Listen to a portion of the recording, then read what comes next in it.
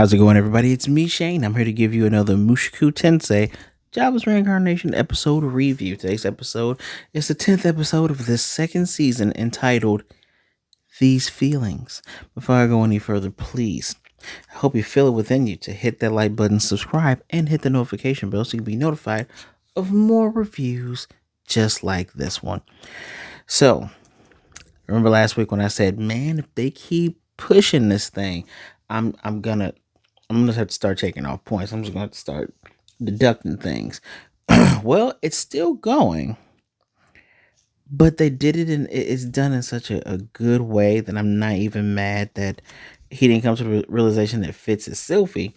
But he did, but Rudy did come to some realization. So let's talk about a few things. I was trying my best to not like basically do a play by play, although the events going in order are actually pretty good. We do start this episode from Sophie/Fitz's point of view. Um, we get Cliff and Ellenais. They come in. You get the princess going. I can't believe those two are together. And Fitz is looking at Rudy, going, "Man, I know, I hear Rudy likes girls, but maybe he's practicing abstinence and doesn't know about that ED yet." And she's getting really frazzled, right? She's wondering where her courage has gone because she wants to tell him who she is and how she feels. On top of that, she is very much feeling threatened by the fact that he spends tons of time with Silent Silver Star, saying, they have some type of special bond, and she doesn't really see him anymore. She's like, now she sits beside him. It's pretty interesting.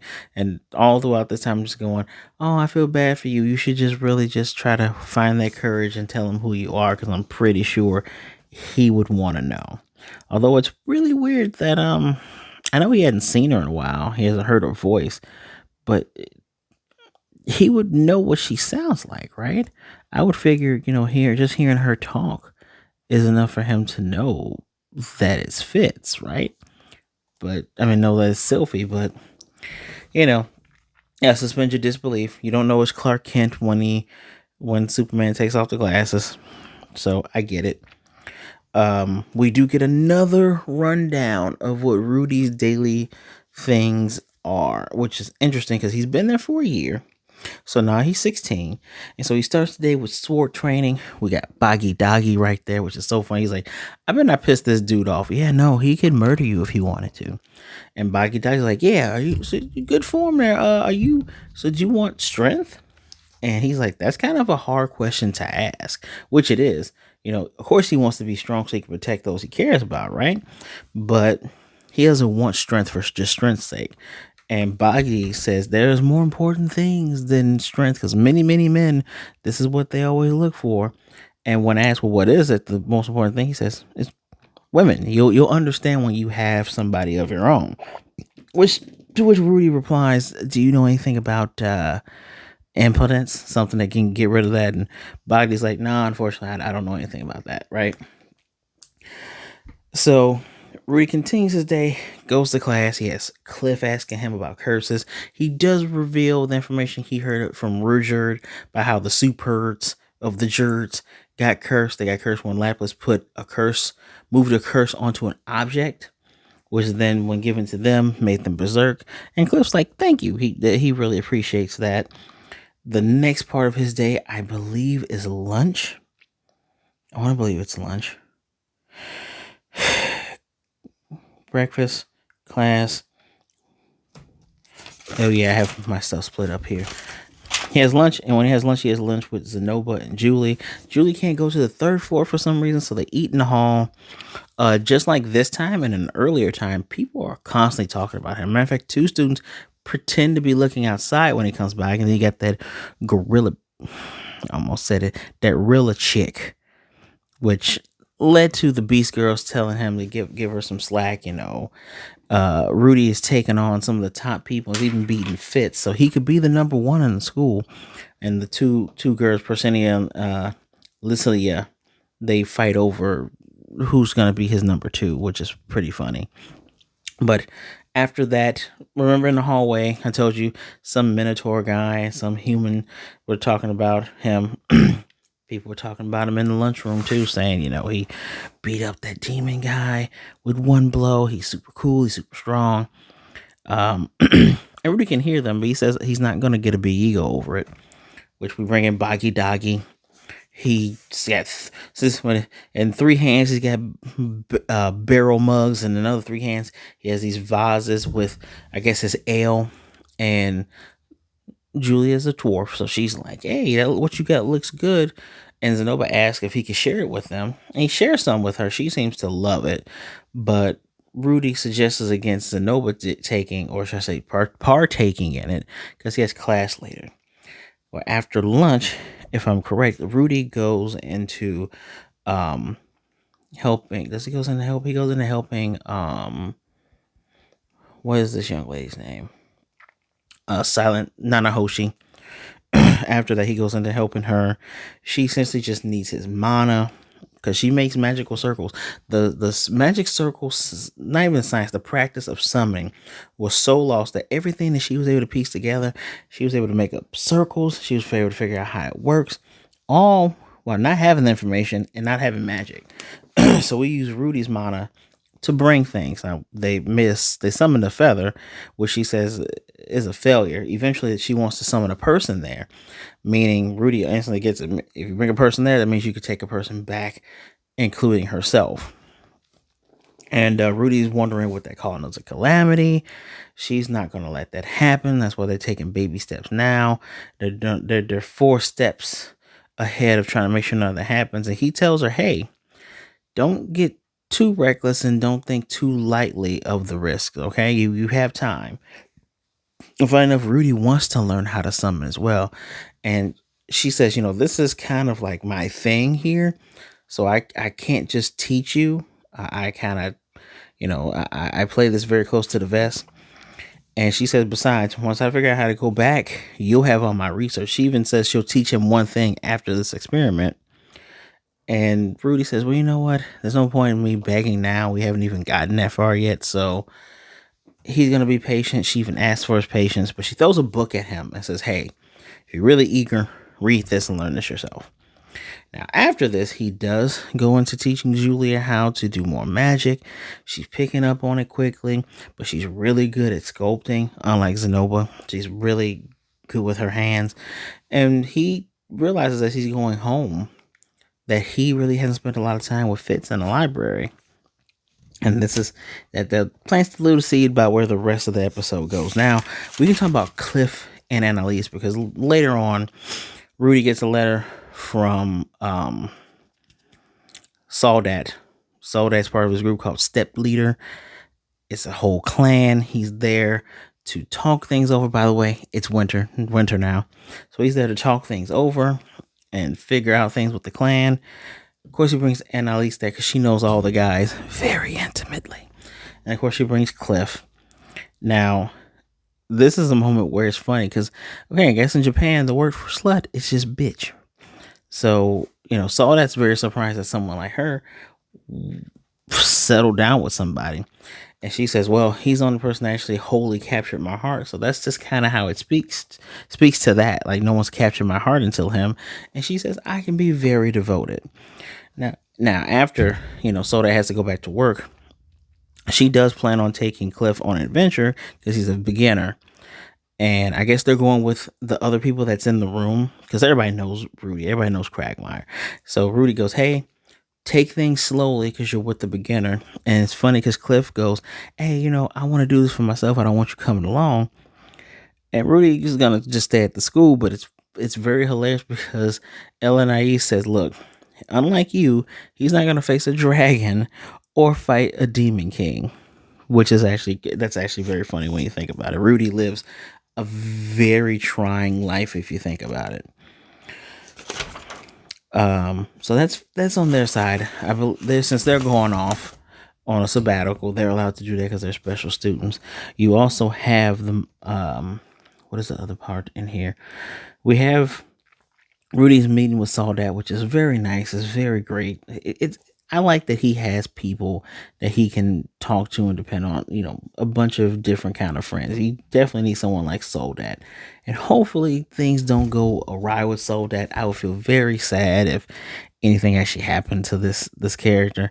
He's proven to be a very valued ally. They even joke because Rudy's in his school outfit was wearing his cloak. He said, "You kind of look like a rookie. Should I carry your bags for you?" And Soldat's like, "We should be carrying your bags." The fact that dragon gig he did set them like almost up for life. They got set up because he would actually help them take down the dragon. So a lot of folks are very indebted to Rudy. So his legacy, his legend is passing through ears. Now here is the cool rub here, because I'm happy because finally Rudy figures out that Fitz is a girl, and he only figures this out after a long string of things. The first thing being running into Luke and Fitz in the market after he's done over there, and Luke seems to be blocking him from talking to Fitz. Fitz isn't talking back. Rudy's thinking like, did I do something to offend him? And we have Luke saying, well, Fitz can't talk because, not on duty. And Rudy goes, okay, no, I get it. Okay. And he leaves, and he's so upset that she didn't speak to him. And it's going like, you got feelings for her, although you think her is a he because you're for some reason dumb like that, but you can't recognize your own second love's voice. Okay. I digress. As he goes back, he's trying to find people with Zenoba. He's gone to the Mage Guild, because they still doing research on the Blessed Child. Remember, he is the Blessed Child. He has super strength and has to learn how to control it because he accidentally killed several brothers because of that. He can't really talk about things with the Beast Girls because they would just tease and make fun of him. And who else is missing? Nana Hoshi has too much on her plate. So he's not even going to bother her with this.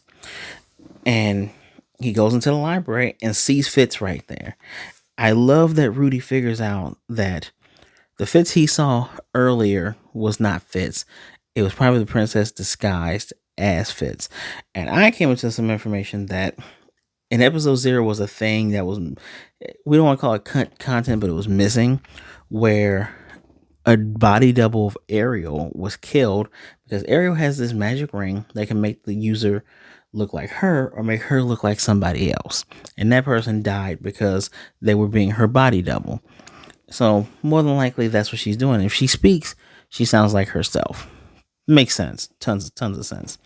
But he even approaches Fitz, goes, "Hey, how come we didn't talk to me?" Oh, well, the princess was near. She was in there. I'm not allowed to talk when on duty. On top of Rudy just being outward about it, saying, "You know what? I'm sorry that I put you in that situation. I thought you hated me." And she flat out goes, "I could never hate you." And finally, Rudy's going, "Oh man, I got these feelings. It's the scent that happens when he walks by. It's a smile, the way he scratches behind his ears, or the way he stretches after he's done a problem."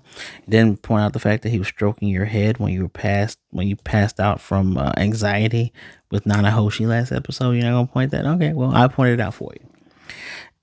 And thus he's like, well, no, that means he's not a boy then, which is quite interesting because you could go, oh, the character's bi, right? No, the character has been in love with Sophie from the moment that they realized they cared about each other.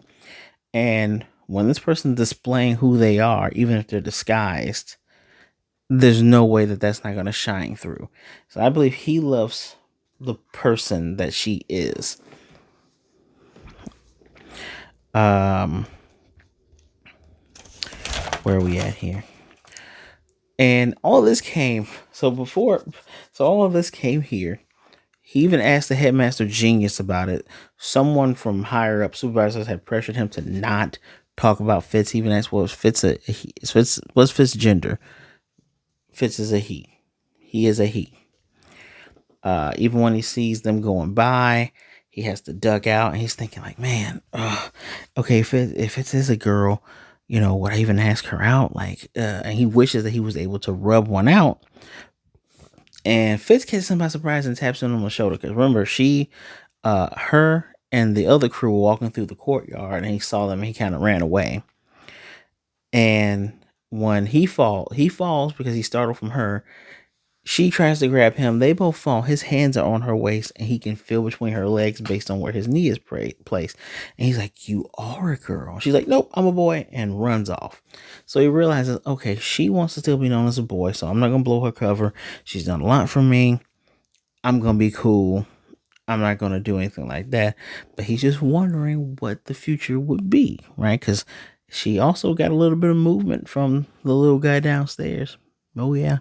So it definitely means that he's going in the right direction, even thanks to human God, that he's going in the right direction. Don't thank that jerk, man. Don't thank him.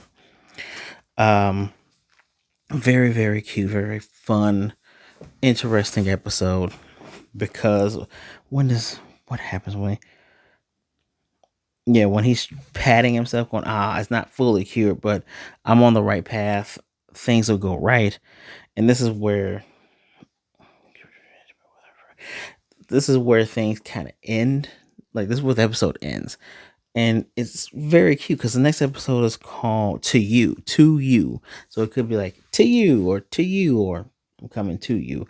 Very, very cute episode. I mean, I can't even be mad because at least it was addressed how he felt.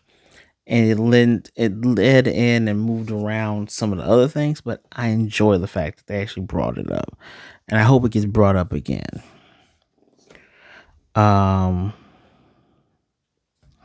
think that is all.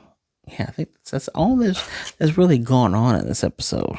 One thing I did forget to mention was how Julia, he teaches Julia before he goes home, teaching her she's a fast learner. She's picking up on things more and more, but she's really good with her hands with tools. So she's been whittling away at things in her own private time. So that's really good to see them care about this girl, because when she passes out, they don't treat her like a slave. They're like, all right, it's time for bed because she's sleepy. Great episode all in all. I wish I could think of a moment that I wish I could think, make sure I'm not missing anything, but it's really good. It's bringing us around to both of them finally both to him realizing who she is and to her being open about the fact that she is Sophie. Hopefully she gets that courage back real soon, because it's not looking good. Well, it's not looking good in terms of, I don't even know how to even express this. I hope she finds the courage, because you feel bad for her. Gather up the courage inside of you. Tell Rudy who you are, so you guys can hurry up and start that happily ever after thing, right? For me, I have to give this episode, I give it a 4 out of 5. It's really good. It's really cute. I love that something that I wanted addressed from last week is addressed now. So next episode is going to be To You. So maybe from him to her, or her to him. I hope it is either way, and that we can get them both on the same page. Although he's figured it out. We just need to get her to not freak out about him figuring it out. But yeah, I believe that is all, everybody. So please don't forget, hit that like button. Leave a comment down below. Tell me what you thought of the episode. I would really love to hear from you. Don't forget, subscribe and hit that notification bell so you'll be notified of more videos just like this one. I want to thank you all one more time. Please remember, be good, be blessed, wash those hands, drink that water, all right? Make sure you're taking care of yourself. Make sure you eat something very, very nice. Be safe out there, all right? Either way it goes, be good to yourself, be good to others. Don't be a jerk, all right? All right. Remember that there are people out there that care about you, so make sure that you reach out to somebody. All right. There are people out there that rather talk to you today than to miss you and mourn you tomorrow. So, with that being said, I just can't believe I've been waiting for this episode, and when you just sit down and re-talk, just talk about things all over again. It's actually it's nice to see that it's one of those episodes where you gotta watch it. So if for some reason you decide to watch my review before you watch the episode, give it a watch. It's worth it. It's a 4 out of 5 for sure. Well, guys, until next time, I'm Shane. I cannot wait to see you again.